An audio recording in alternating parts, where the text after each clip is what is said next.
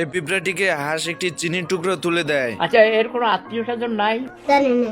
চিনির টুকরোটাকে নিয়ে পিঁপড়া তার রাজার কাছে চলে যায়।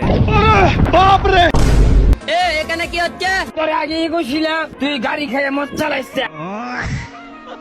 চিনির টুকরো দেখে সব পিঁপড়া এক জায়গায় জড়ো হয়ে যায়।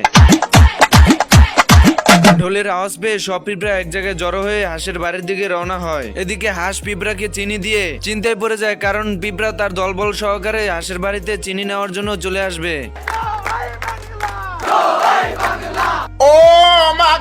এরপর হাঁস দৌড়ে গিয়ে তার ঘরের দরজা জানালা সবকিছু আটকিয়ে দেয়, যাতে পিঁপড়ার দল তার ঘরে কোনোভাবেই প্রবেশ করতে না পারে। এরপর সব দরজা জানালা আটকিয়ে খাবার দাবার লুকিয়ে জানালার সামনে চলে আসে বাইরে পিঁপড়া আছে কিনা তা দেখার জন্য। বন্ধুরা, ভিডিওটি ভালো লাগলে অবশ্যই লাইক কমেন্ট শেয়ার করে দিও, আর পার্ট 2 দেখতে অবশ্যই কমেন্ট বক্সে জানাবে। না বেটা, হইলো বেটা।